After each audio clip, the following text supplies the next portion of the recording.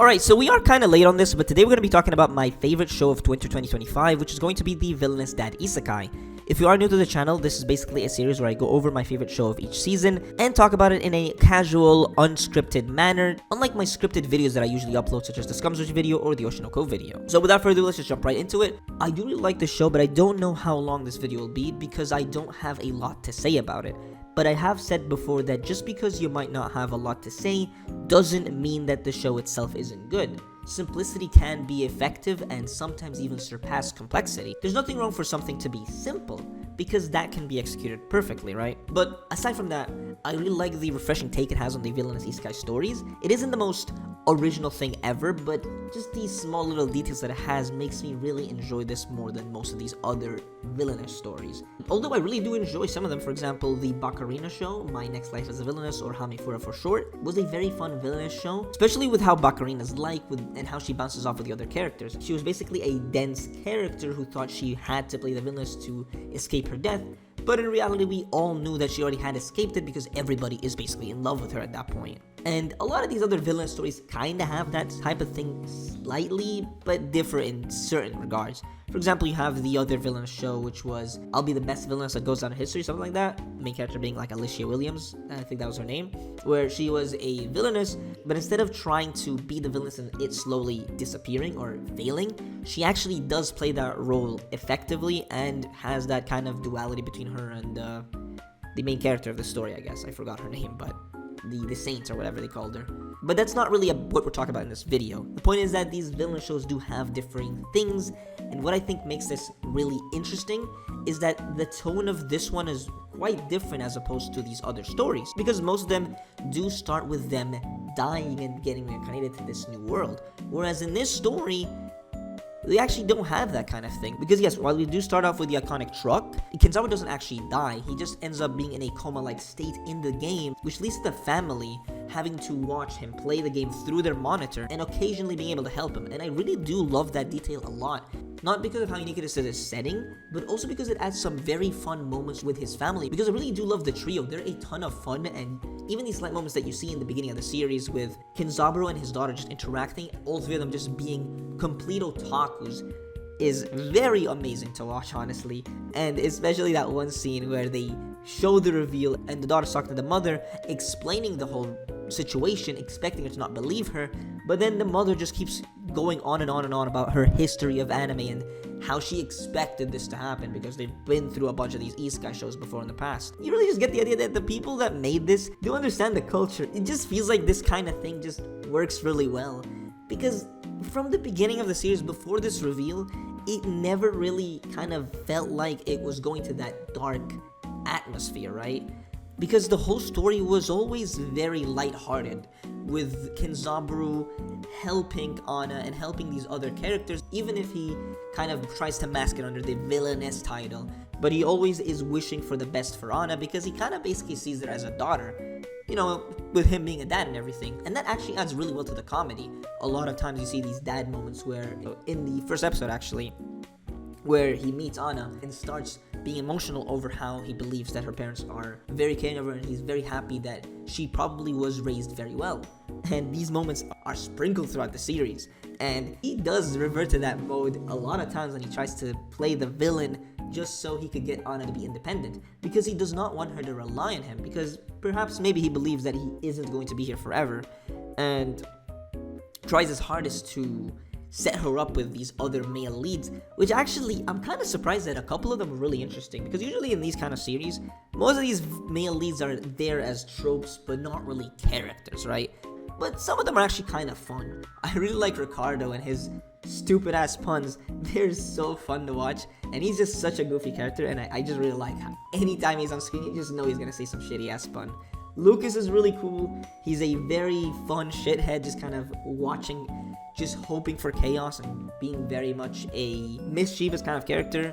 I really like Lambert and his relationship with Anna. I do really like Anna and Lambert's relationship. For example, when you see how they bond over the abacus, and just overall, I really think if any of them would end up with Anna, if we actually get to that route of Anna ends up, you know, getting with somebody, I really think Lambert seems to be the best pick for me. And aside from the comedic value of the dad mode that Kenzaburo gets to, there is genuine advice that Kenzaburo offers others that helps effectively. For example, taking breaks from work, because you shouldn't overload yourself. She ended up assuming that she had to do everything on her own, but because of how experienced Kenzaburo is with work and work life, he knew that that is just impossible because you need to have a team, and she has the student council. And I really like those kind of moments. And it's really funny because the villainess thing just kind of slowly fades away. He even forgets that he's supposed to be a villainess. Because again, usually these kind of stories, they try to be the villainesses as much as they can, even if they basically at that point aren't. I'm pretty sure Bakarina even thought she was still a villainess, or assumed that she had to do everything she can to save her life, even though we all knew that she basically did it already because everyone fell for her, right? In this case, Kenzaburo just basically admitted and gave up on trying to be a villainess at that point. But he is oblivious to everybody's feelings around him. Although I do think maybe he is kind of aware of it because of the glow effect when they have affection towards him. But as I said earlier, I really like Grace and Anna's dynamic, as it is a very fun father and daughter relationship as I see it. I mean, Kenzaburo himself says that he sees Anna as a daughter and wants the best for her. And you don't really see that very often in these kind of shows. I mean, that because most villainous shows don't really have a 50-year-old salaryman become the villainess, because, you know, that was the main hook of the story. And honestly, the plot twist is amazing in the series, and it works so perfectly, because the tone of the story didn't really feel like Kenzaburo died, because it just feels so lighthearted, and I love that they didn't actually have him get killed. So he's basically in a coma-like state inside of the game, because, you know, this whole world is essentially the video of the game that the daughter plays, and they realize that he's in that world through their monitor, and they're only able to occasionally affect the storyline. So you get these really cool moments between the daughter and the mother as they watch Kenzaburo interacting with the world. Perhaps they see it as maybe cringeworthy at some point, maybe they are impressed by how he does certain things. And it's really good because I really appreciate when isekai stories incorporate the real world with the isekai world. You know, they don't forget that they ever got isekai'd, because if you don't include anything from their previous world, whether it be a backstory or anything relevant there, you're just basically watching a fantasy story, and that isekai element is kind of just worthless. So having this detail works really well to add more to the story, basically. Even if it's just for comedic purposes, as well as adding an actual goal for the story, right? We need to get Kenzaburo out of the game and wake him up. Currently, they don't really have that method, and all they can do is really help him through Orion, which is the familiar that Grace ended up getting with the fire and water elements. And I can't ignore the Super Saiyan 2 Gohan reference over there. That was a very cool reference. Seeing them just randomly pose with the Super Saiyan 2 Gohan Father-Son Kamamiya was very cool. And I really appreciate Grace's intelligence. For example, in that one instance where they were faced with monsters, she realized that they had to retreat and they didn't have any chance to fight against those monsters, and so they left it to Ricardo and the other guy that I forgot the name of, the red hair guy essentially. So it really does give Kenzaburo a bit of flair and flavor, if that makes sense. You know, he's not just only Grace and just only having this dad moment. There's differing things to him, even if he's not the most complex character ever, because the show is not trying to be. And I think the most defining scene in the series is Anna's moment in declaring her loyalty to Grace against the three girls, as they basically have this very anime moment where these random prestige girls who try to talk down to the commoner because she's getting too close to, you know, Grace, the very respected and high-class woman, right? Normally you get a couple of misunderstandings where the character would doubt herself, or maybe they don't like them. But Anna is very dedicated to trust and be loyal to Grace in every step of the way. This is basically thanks to her mother, who told her not to trust people who trash talk others, or basically tell you that somebody's talking trash about you, because if they're telling you that, who's to say that they're not going to do it to you at another point? And even then, Anna shows growth in basically being willing to ask Grace herself about how she feels about her, and even if she gets rejected, she will always cherish what they had. And I think that really just shows Anna's independence. It basically shows Grace that Anna will likely be fine after she's gone, potentially, once, you know, Kenzaburo has to end up leaving and going back to his old world. And we see this kind of development with Anna in the semester test, as Anna and Grace's teamwork into passing that test, which also works to not have Grace be too overpowered in the story, as, you know, most of the times, you know, you can have these isekai characters be way too overpowered and sometimes leading it to be mundane, but giving Anna the focus leads it to them having a level of teamwork. as we also see when they end up saving the cat when Anna goes back to her family as vacation.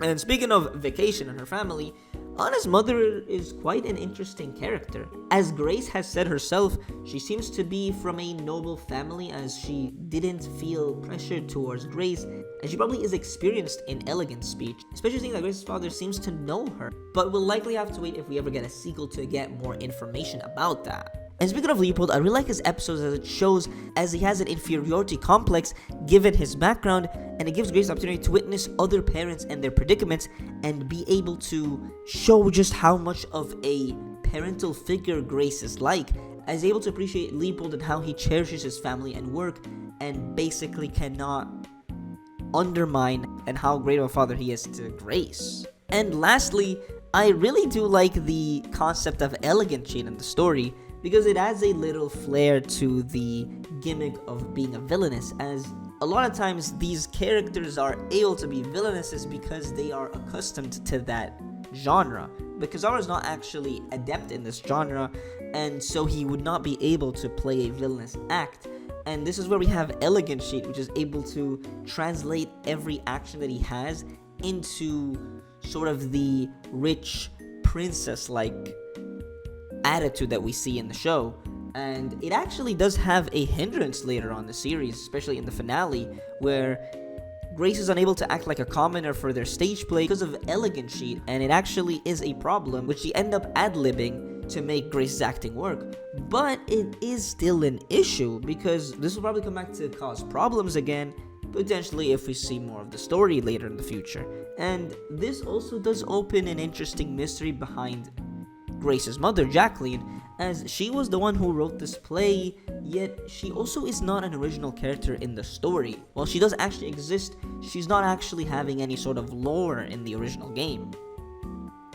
And so it really makes you wonder how she was able to coincidentally make this story where all these personalities were able to somehow fit the mold for all these roles. There's really a lot to explore with this story, but probably not gonna get a sequel here.